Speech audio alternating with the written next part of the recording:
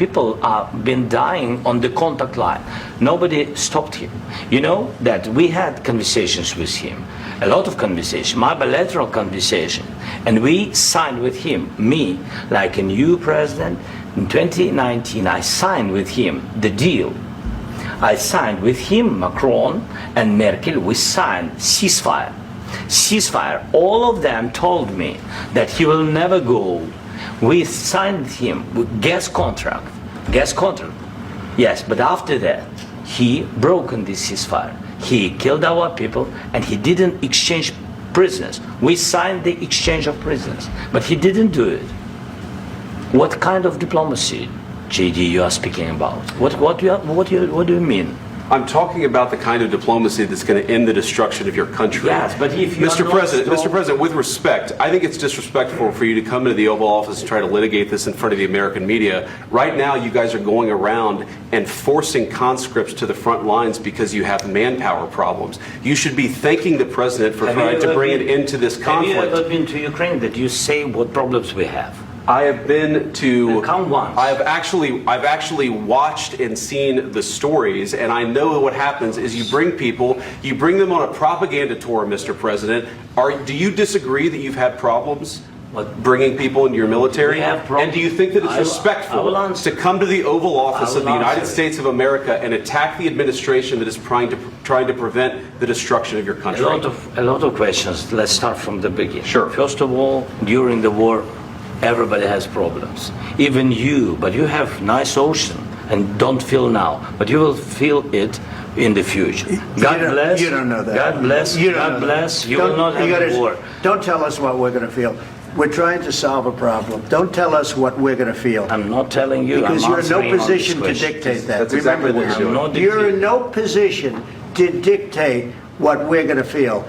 We're going to feel very good. You will feel influence. We're going to feel very good and very strong. You will feel influence. You're right now not in a very good position. You've allowed yourself to be in a very bad position, and he happens to be right about it. From the very beginning of the war. You're not in a good position. You don't have the cards right now. With us, you start having cards. Right now, you don't. You're playing cards. You're playing cards. You're gambling with the lives of millions of people. You're gambling with World War III. You're gambling with World War III. And what you're doing is very disrespectful to the country, this country, that's backed you far more than a lot of people said they should have. Have you said thank you once? This entire meeting? No, in this entire meeting, have you said thank you? You went to Pennsylvania and campaigned for the opposition in October. Offer some words of appreciation for the United States of America and the president who's trying to save your country.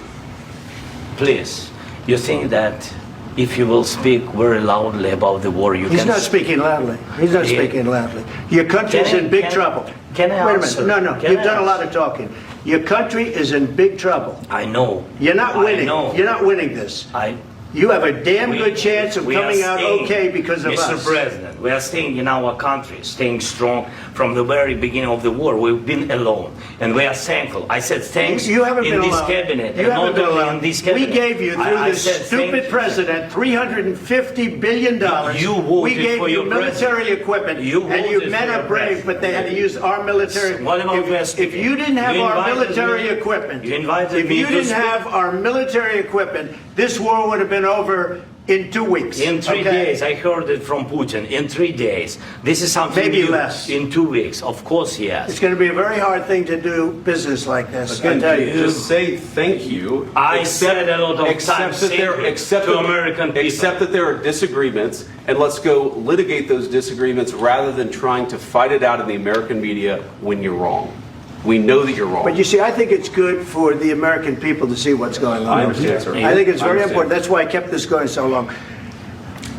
You have to be thankful. You don't have the cards. You're buried there. Your people are dying. You're running low on soldiers. Listen, you're running low on soldiers. It would be a damn good thing. And then you tell us, I don't want a ceasefire. I don't want a ceasefire. I want to go, and I want this. Look. If you could get a ceasefire right now, I tell you, you take it so the bullets stop flying and your men stop getting killed. Of course, we want to stop the war. But you're saying you don't want a ceasefire. But I said to you, I want a ceasefire. With guarantees. Because you'll get a ceasefire faster than an agreement. Ask our people about ceasefire, what they think. That wasn't with me. For you what, that wasn't with me.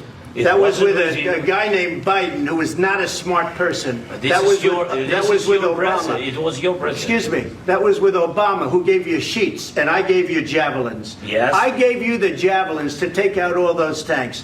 Obama gave you sheets. In fact, the statement is Obama gave sheets and Trump gave javelins. You got to be more thankful, because let me tell you, you don't have the cards. With us, you have the cards. But without us, you don't have any cards.